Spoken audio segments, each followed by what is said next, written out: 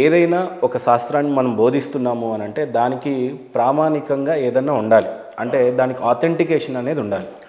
జ్యోతిష్యం పుట్టడానికి ఆథెంటికేషన్గా ఎక్కడి నుంచన్నా మొదలైన ప్రారంభం అనేది దానికి ఉంటుంది ఒకటి. రెండోది ఏంటంటే హిందూ మైథాలజీ కానీ, అంటే ఇక్కడ మైథాలజీ నా సబ్జెక్ట్ కాదు.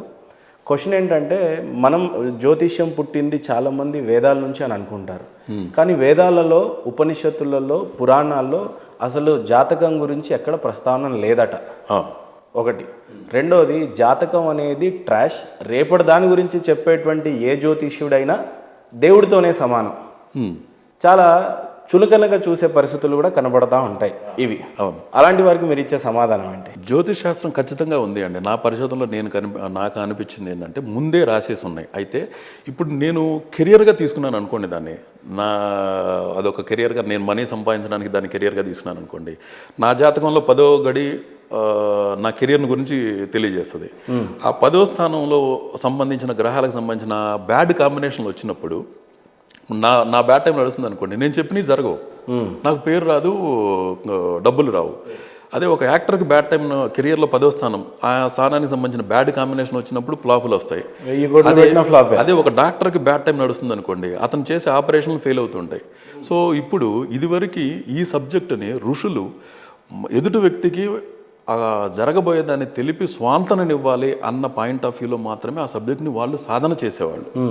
ఇప్పుడు సత్సంకల్పంతో బలంగా గనక మనం విష్ చేసుకుని ఎవరికన్నా చెప్పాము అనుకోండి, వాక్కు ఫలిస్తుంది.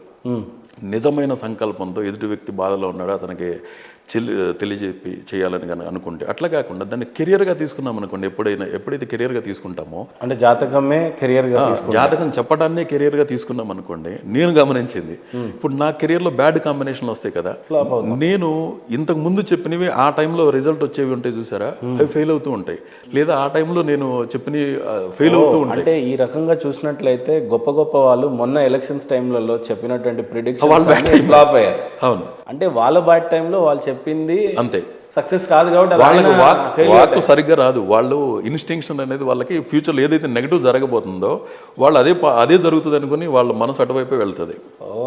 దీనికి ఏంటి అంటే ఇప్పుడు ఇక్కడ జరగకపోవడం అనే దానికి కారణానికి, ఇంత జరగడానికి కారణం ఏంటంటే, ఫస్ట్ జ్యోతిష్ శాస్త్రంలో 2 పార్ట్లు ఉంటాయి. మీరు కరెక్ట్ అయిన ఇన్ఫర్మేషన్ తీసుకొని హోరోస్కోప్ని యాక్యురేట్గా ప్రిపేర్ చేయడం అనేది అత్యంత ఇంపార్టెంట్. ఏ డేటాని మీరు విశ్లేషిస్తున్నారు అనేది చాలా ఇంపార్టెంట్. రాంగ్ డేటా విశ్లేషించారనుకోండి, మీరు రాంగే వస్తుంది కదా. మీకు విశ్లేషణ కరెక్ట్గా వచ్చి ఉండాలి. రెండోది ప్రిపరేషన్ చాలా కరెక్ట్గా ఉండాలి. ఈ ప్రిపరేషన్లో మీరిచ్చే ఇన్ఫర్మేషన్లో మీకే తప్పు ఇన్ఫర్మేషన్ ఉండి ఉండొచ్చు.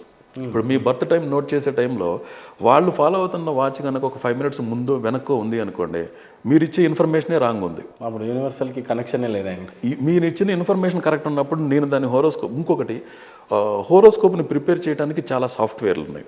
ఆ సాఫ్ట్వేర్లో ఇప్పుడు అయనాంశ అంటారు, కొంతమంది కేపీ అయనాంశ అని వాడతారు, కొంతమంది ప్లాసిడస్ అయనాంశ అని వాడతారు, కొంతమంది రామన్ అయనాంశ అని వాడతారు. ఇందులో వాడే అయనాంశను బట్టి కూడా మన ఫలితాలు, ఆ గ్రహాల ప్లేస్మెంట్లు మారిపోవటాన్ని నేను గమనించాను. సో ప్లాసిడస్ అనేది జనరల్గా నేను వాడుతున్న సాఫ్ట్వేర్లో ప్లాసిడస్ ఉంది. కొన్ని సందర్భాల్లో కొన్ని ప్రిడిక్షన్స్ నా లైఫ్లో జరిగే ఈవెంట్లు అవి కోరిలేట్ కాలేదు.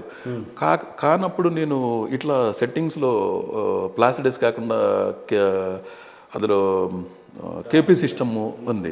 సరే ఇది వేసి చూద్దాము, ఇప్పుడు జరిగిన సంఘటనకి ఆ కాంబినేషన్కి మ్యాచ్ కాలేదు, ఇది మార్చి చూస్తే అది యాక్యురేట్గా మ్యాచ్ అయింది. తర్వాత కేపీ సిస్టమ్ ప్రకారం అయనాంశని మార్చి చూసుకున్నప్పుడు నా జీవితంలో సంఘటనలన్నీ యాక్యురేట్గా మ్యాచ్ అయినాయి. తర్వాత ఇప్పుడు కొంతమంది దాంట్లో కూడా కొన్ని సంఘటనలు యాక్యురేట్గా మ్యాచ్ అయినాయి, మ్యాచ్ కానివి అయనాంశని మార్చి చూసినప్పుడు సెట్ అవ్వట్లేదు. సో అంటే అప్పుడు నాకు అర్థమైంది, మీరు అసలు ఇప్పుడు ఇక్కడ కాన్సెప్ట్ ఏంటంటే, హోరోస్కోప్ అంటే మీరు పుట్టిన క్షణంలో ఆ ప్రదేశం నుంచి, పర్టికులర్గా ఆ ప్రదేశం నుంచి ఆ సెకండ్లో మీ ముక్కు ఫస్ట్ శ్వాస తీసుకోవడాన్ని జననంగా కన్సిడర్ చేయాలి. ఆ క్షణంలో యూనివర్స్ మొత్తాన్ని ఒక ఫోటో తీస్తే ఏ గ్రహం ఎగ్జాక్ట్గా ఎక్కడ ఉంది, ఎన్ని డిగ్రీలు, ఎన్ని నిమిషాలు, ఎన్ని సెకండ్లో ప్లేస్మెంట్లో ఉంది 360 degreesలో అనే ఫోటోనే మీ హోరోస్కోప్.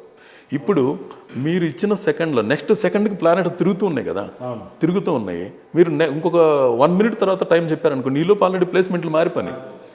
సో ఎగ్జాక్ట్గా కావాలి అంటే మీరు పుట్టిన క్షణం మీకు కరెక్ట్గా తెలిసి ఉండాలి. ఆ ప్రాంతం నుంచి మీరు ప్రిపేర్ చేసే హోరోస్కోప్ అత్యంత యాక్యురేట్గా కరెక్ట్గా వచ్చి ఉండాలి. సో ఇన్ని కాంప్లికేషన్స్ ఉన్నాయి. ఇన్ని కాంప్లికేషన్స్ అయితే ఎగ్జాక్ట్గా టైమ్ ఆఫ్ బర్త్ కనుక కరెక్ట్గా ఉండి కరెక్ట్ అయిన హోరోస్కోప్ ఉంటే నెక్స్ట్ డే ఏం జరుగుతుందో కూడా చెప్పొచ్చు. ఓకే. దానికి ఏంటంటే స్థిరమైన ఒక సంకల్పం ఉండాలి, సబ్జెక్ట్ని దైవంగా భావించే మనసు ఉండాలా, దాని పట్ల రెస్పెక్ట్ ఉండాలా, స్పిరిట్ అనేది కరెక్ట్గా రావాలి అంటే మీకు ఆ ఫ్లో కరెక్ట్గా ఉండాలి అంటే అది కూడా భగవద్ అనుగ్రహమే. ఆ ధార అనేది మీకు ఎలా అవుతుంది అనేది. సో దానికి మీరు అత్యంతగా బాగా మెంటల్గా డిటర్మినేషన్తో ఆ సంకల్పం అనుష్ఠానం అంటారు కదా, ఆ అనుష్ఠానం అలా తీసుకోవాలి. నేను భవిష్యత్తును కరెక్ట్గా చెప్పాలి అనే దాంతో.